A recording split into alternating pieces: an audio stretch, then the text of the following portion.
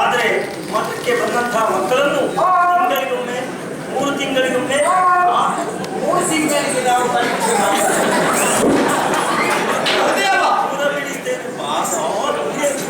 ಹಾಜಾತೇನೆ 3 ತಿಂಗಳ ಪರೀಕ್ಷೆ ಬೇಡ 9 ತಿಂಗಳ ಪರೀಕ್ಷೆ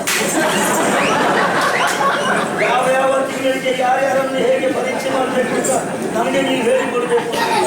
ಅದನ್ನೇ ನಿನಗೆ ಅಭ್ಯಾಸ ನನ್ನ ಅಮ್ಮನನ್ನು ಪರೀಕ್ಷೆ ಮಾಡಬೇಕು 8 ತಿಂಗಳಲ್ಲಿ ಪರೀಕ್ಷೆ ಮಾಡಬೇಕು. ಅಯ್ಯೋ ನಿನ್ನ ಅಪ್ಪನಲ್ಲೇ ಹೇಳೋದು ನನ್ನಲ್ಲಿ ಹೇಳಬೇಕು. ಇನ್ನು ಅದರಿಂದ ಪರೀಕ್ಷೆ ಇಲ್ಲ, ಇನ್ನು ಅದರದ್ದು ಸಮ ಪರೀಕ್ಷೆ. ನಮ್ಮನ್ನು ಪರೀಕ್ಷೆ ಮಾಡುವುದು ಯಾರು? ಗುರುಗಳು. ನಮ್ಮ ಅಮ್ಮ ಯಾರು? ದೇವರು.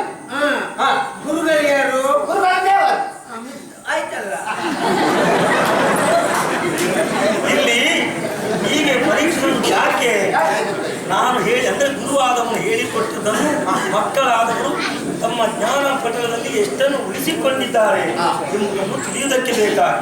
ಆದ್ದರಿಂದ ನಿಮಗೆ ಇವತ್ತು ಪರೀಕ್ಷೆ ಮಕ್ಕಳೇ. ಗುರುದೇವ ಪರೀಕ್ಷೆ ಉಂಟಾ? ರಜೆ ಆಗುವುದು ಪಾಪ ಅದಕ್ಕೆ ಕಾಯುವುದು ಅಂತ ಕಾಣ್ತದೆ. ಮತ್ತೇನು ಮಾಡುದು, ಬೇರೆ ದಾರಿ ಇಲ್ಲ. ರಜೆ ಬೇಕಾ ಇಲ್ಲಿ ಹಾಗಾದ್ರೆ ನಾನು ಪ್ರಶ್ನೆಗೆ ಸಮರ್ಪಕವಾದಂತಹ ಉತ್ತರವನ್ನು ನಿಮ್ಮಿಂದ ಬಯಸ್ತಾ ಇದ್ದೇನೆ. ಹೇಳ್ಬಹುದಲ್ಲ?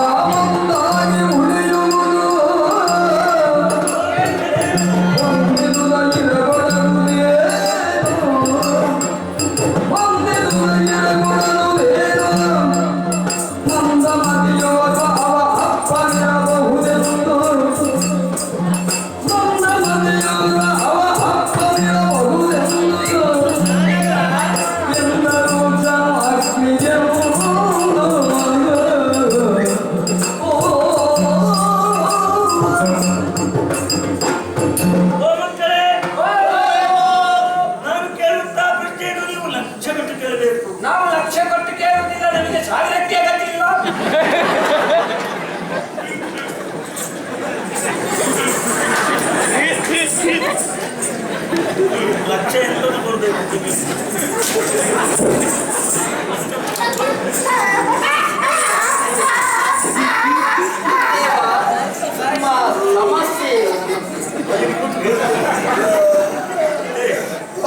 ಲಕ್ಷ ಎಂತದ್ದು ಕೊಡುದು? ನೀವು ಹೇಳಿದ್ದಲ್ಲವೇ? ಲಕ್ಷ ಅಂದ್ರೆ ಜ್ಞಾನ ಚಿತ್ತ ಮನಸ್ಸು ಪಿತ್ತ ಮಂಡೆ ಆಗಿತ್ತು. ನಿನಗೆ ಸಾವಿರಕ್ಕಲ್ಲ, ನಿನಗೆ ಯಾವುದಕ್ಕೂ ಗತಿ ಇರಲಿಲ್ಲ. ಹೀಗೆ ಬರ್ತದೆ. ಒಂದು ಹಲವಾಗಿ ಮತ್ತೆ ತಾನೊಂದಾಗುವುದು, ಹೊಂದಿದುದನ್ನು ಇರೆಗೊಡದೆ ಇರುವುದು ಏನು? ಒಂದು ಹಲವಾಗಿ ಮತ್ತೆ ತಾನೊಂದಾಗುವುದು, ಹೊಂದಿದುದನ್ನು ಇರೆಗೊಡದೆ ಇರುವುದೇನು? ಓ, ನನಗೆ ಬೆಳಿಗ್ಗೆ ಬರ್ತಿತ್ತು, ಮನೆಯಲ್ಲಿಯಾ? ಈಗ ಇಲ್ಲಿ ಬರುವುದು ಬೇಡ, ಅಲ್ಲಿ ಕೂತ್ಕೊಂಡು. ಮತ್ತೆ ಮತ್ತೆ ಯಾಕೆ ಬರುವುದಿಲ್ಲ? ಬೆಳಿಗ್ಗೆ ಬೇಗ ಎದ್ದೆ, ಓದಿದೆ. ಹೌದು. ಅಯ್ಯೋ, ಅಕ್ಷರವನ್ನು ಚೆನ್ನಾಗಿ ಅಭ್ಯಾಸ ಮಾಡಬೇಕು. ಎಲ್ಲಿ ಎರಿಬೇಕು ಅಂತ ಗೊತ್ತಾಗುದಿಲ್ಲ. ಎರಿಬೇಕದಲ್ಲಿ ಎರಿಯುವುದಿಲ್ಲ, ಎಲ್ಲಿ ಎರಿಬಾರ್ದು ಅಲ್ಲಿ ಎರಿ. ಕಲಿಸಿದ್ದಲ್ಲ, ಜಾಗ್ರತೆ ಮಾಡಿ ಎಲ್ಲಿ ಅಂತ. ಹೌದು, ಬೆಳಿಗ್ಗೆ ಎದ್ದೇನಾ, ಓದಿದೆ. ಅಯ್ಯೋ, ಅಲ್ಲಿ ಎರಿದೆ, ಓದಿದೆ. ಆಮೇಲೆ ಊಟ ಮಾಡಿದೆ. ಊಟ ಮಾಡಿದೆ. ಓದಿದ್ದು ಅಡಿಗೆ ಬಿತ್ತು, ಊಟ ಮೇಲೆ ಬಿತ್ತು. ಆಗ್ಲಿ, ಇನ್ನು ಮನೆಗೆ ಹೋದ ಮೇಲೆ ಆದ್ರೂ ಬಂದಿತ್ತು.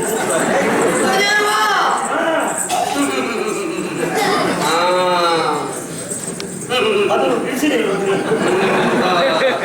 ಗುರುದೇವ, ನಿಮ್ಮ ಪ್ರಶ್ನೆ ಉತ್ತರ ನಾನು ಒಂದು ಯಾವ ಪ್ರಶ್ನೆ?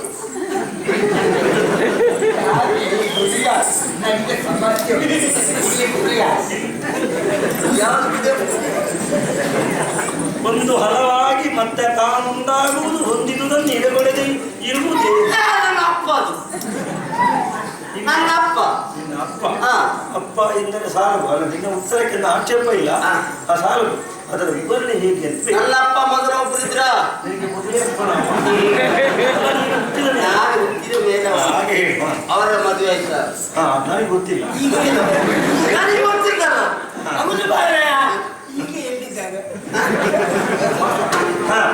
ಅವ್ರಿಗೆ ಮದುವೆ ಆಯ್ತಾ? 4 ಮಂದಿ ನಾವು ಹುಟ್ಟಿದೆ. ಒಮ್ಮೆಲೆ ಅನುಕೂಲಕ್ಕೆ ಬೇಕಾದ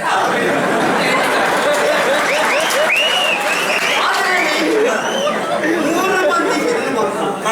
ಅವರಿಗೆ ಮದುವೆ ಮಾಡಿ ಕೊಡ್ತಾ ಇತ್ತು. ನಾನು ಒಬ್ಬ ದಿನ ನನಗೆ ಗುರುಮಠವನ್ನು ಕಲಿಸಿಕೊಟ್ಟು ನಿನಗೆ ಅಲ್ಲ ನಿನ್ನನ್ನು ಕುರುಪಟಕ್ಕೆ ಕಳಿಸಿಕೊಟ್ಟಿದ್ದ. ಯಾಕೆ ಮನೆಯಲ್ಲಿ ಉಳಿಸಿಕೊಳ್ಳಿಕ್ಕೆ ಸಾಧ್ಯ ಇಲ್ಲ. ಹೌದಾ? ಆವಾಗ ಶುರು ಆಯ್ತು ಗಂಡ ಹೆಂಡತಿಯ ಒಂದು ಜಗಳ. ಅಪ್ಪನಿಗೆ ಒಂದು ಕಾಲದ ಶುರು ಆಯ್ತು. ಕಾಲಗ ಬೇಡ ಮಾರೆ, ಅಷ್ಟು ದೊಡ್ಡ ಪ್ರಸಂಗ ಅಲ್ಲ ನಮ್ಮ ಜಗಳ. ಆವಾಗ ನನ್ನ ಅಪ್ಪನ ಬಿಟ್ಟು ಹೋದ್ರು. ಉಳಿದದಾರು ಅಪ್ಪನನ್ನೇ ಬಿಟ್ಟು ಹೋದಲ್ಲ. ಒಂದು ಹಲವಾಗಿ ಮತ್ತೆ ತಾನು ಒಂದಾದ ಅಪ್ಪ ಅಲ್ವಾ?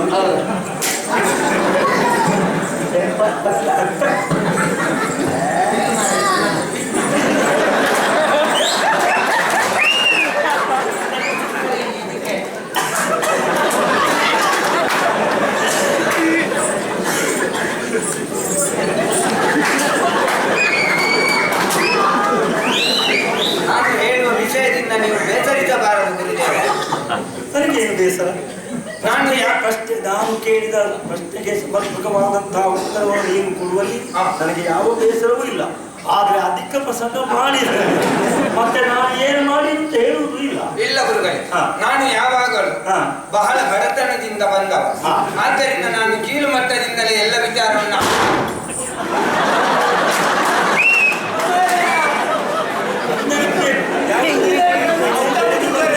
ನಾವು ನಡೆದು ಬಂದ ದಾರಿ ಯಾವುದು ಯೋಚನೆ ಮಾಡಿ ಯಾರು ಮಾತಾಡ್ತಾರೋ ಅವರಿಗೆ ಮಾಡಿ ಬದುಕುವುದಕ್ಕೆ ಅವಕಾಶ ಇದೆ.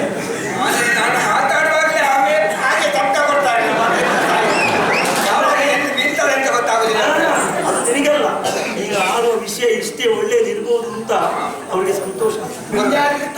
ಜಾಗ್ರತೆ ಮಾಡಿಕೊಂಡು ಮಾತಾಡಿ. ನಾನು ಜಾಗ್ರತೆ ಮಾಡಿಕೊಂಡು ಮಾತಾಡ್ತೇನೆ. ವಿನಯ ಬೇಡ, ಒಮ್ಮೆ ಸಾಕು. ಅದು ಅತಿ ವಿನಯ ಲಕ್ಷಣ. ಕುರು ಇರುವಾಗ ವಿನಯ ಬೇಡ. ವಿನಯ ಬೇಡ.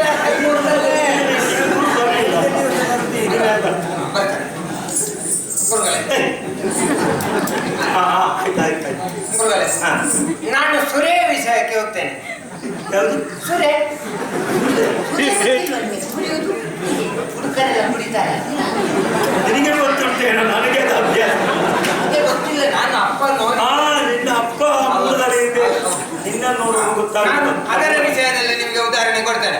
ಗುರುಗಳೇ, ಒಂದು ಸುರೆ ಅದು ಹೇಗೆ ಇರ್ತದೆ ಗೊತ್ತಿಲ್ಲ. ಅದನ್ನೊಂದು ಪಾತ್ರೆಯಲ್ಲಿ ಆಗಿ ಅದರಷ್ಟಕ್ಕೆ ಇಡ್ತಾರೆ. ಅದು ಒಂದಾಗಿರ್ತದೆ. ಒಂದಾಗಿರ್ತದ. ಒಬ್ಬ ಭಕ್ತನೇ ಅದನ್ನು ಕುಡಿತಾನೆ. ಕುಡಿಯುವಾಗ ಅವನಿಗೆ ಏನಾಗ್ತದೆ, ಸ್ವಲ್ಪ ಅಮಲಾಗ್ತದೆ. ಆಗ ಅವನಿಗೆ ಕಾಣ್ತದೆ, ನನಗೊಂದು 4 ಜನರಿಗೆ ಕುಡಿಸುವ ಮನಸ್ಸು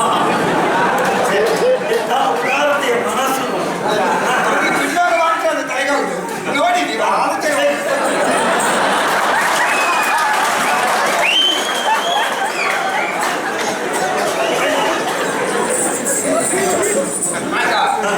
ಒಂದು 4 ಜನರಿಗೆ ಕುಡಿಸಿದ.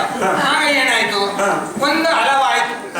ಒಬ್ಬನೇ ಕುಡಿಲಿಕ್ಕೆ ಬಂದದ್ದು, ಅವನಷ್ಟಕ್ಕೆ ಕುಡಿದು ಹೋಗ್ಬೇಕು. ಅವನಿಗೆ ಕುಡಿದಾದ ಮೇಲೆ ಹಲವಾಯ್ತು. ಹಲವಾಯ್ತಾ? ಹಲವಾಗಿ ಅಲ್ಲಿ ಹಣ ಕೊಡ್ಲಿಕ್ಕೆ ಆಯ್ತು. ಹಣ ಕೊಡ್ಲಿಕ್ಕೆ ಆಗುವಾಗ ಧರ್ಮಕ್ಕೆ ಸಿಕ್ಕಿದವರೆಲ್ಲ ಹೋದ್ರು. ಉಳಿದವ ಯಾರು? ಹೇಳಿದವ ಒಬ್ಬ. ಆಗ ಉಳಿದವ ಒಂದಾಯ್ತು. ಹಲವು ಒಂದಾಯ್ತು. ಒಂದಾಯ್ತಾ? ಅಲ್ಲಿಗೆ ತಾನು ಒಂದಾದ. ಇವಾಗ ಕುಡಿಸಿದೆ ಒಬ್ಬನೇ ಒಬ್ಬನೇ ಉಳಿದಾನ. ಅವನಷ್ಟಕ್ಕೆ ಅವನಲ್ಲಿ ಏನುಂಟು ಅದನ್ನೆಲ್ಲ ಅಲ್ಲಿಗೆ ಕೊಟ್ಟ, ಧರ್ಮಕ್ಕೆ ಮನೆಗೆ ಹೋದ. ಇದಕ್ಕಿಂತ ದೊಡ್ಡ ಉದಾಹರಣೆ ಬೇಕಾಗುವುದು. ಒಳ್ಳೆ ಉದಾಹರಣೆ. ರಾಯಶಾಲಿನ ಮೂಲವೇ ಹಾಗೆ. ನಮಗಿಂತ 18 ತಲೆಮಾರಿಗೆ ಹಿಂದೆ ಯಾರಾದ್ರೂ ಮಾಡಿರಲು ಸಾಧ್ಯತೆ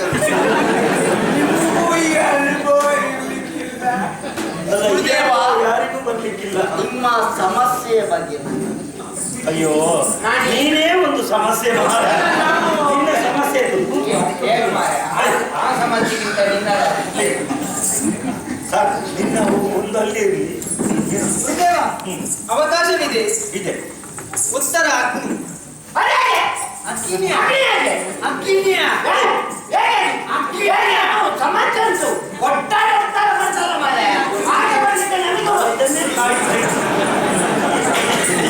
ಹೇಗೆ ಅಂತ ಕೇಳಲಿಕ್ಕೆ ಜನ ನೀನು ನಾನು ಯಾರು ಯಾರು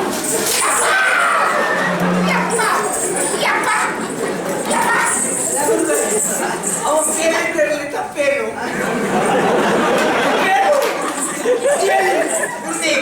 ನಿಮಗೆಲ್ಲ ಗುರುಗಳಿಗೆಲ್ಲ ಗೊತ್ತಾಗಿದೆ ಇವ್ರು ಯಾರು ಮಾತಾಡುದಿಲ್ಲ ಅಂತ. ಅವ ಕೇಳಿದ್ದರಲ್ಲಿ ತಪ್ಪೇನು? ಸಂಘಟನೆ ಮಾಡಬೇಡ ಮಾರ್ರೆ. ತಪ್ಪೇನು ಅಂತ ನಿನಗೆ ಹೇಳ್ತೇನೆ. ನನಗೆ ಗೊತ್ತಿಲ್ಲ ಅಂತ ಹೇಳಿದ್ದೆ. ಹೌದಲ್ಲ, ಅವ ಹೇಳಿದ್ದರಲ್ಲಿ ತಪ್ಪೇನು? ತಪ್ಪು ಉಂಟುಂಟೆ ಆ ಹುಡುಗಿ ಎದ್ದು ಬಂದು ಕೂತ್ಕೊಳ್ಳಿ. ಉಂಟಲ್ಲ, ಅದು ಬರ್ತದಲ್ಲ ಈಗ. ಕೂತ್ರೆ ಬರ್ತದೆ. ನಿನಗೆ ಬರುವುದಿಲ್ಲ.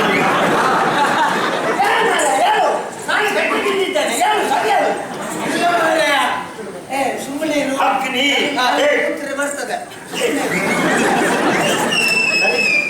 ಸರಿ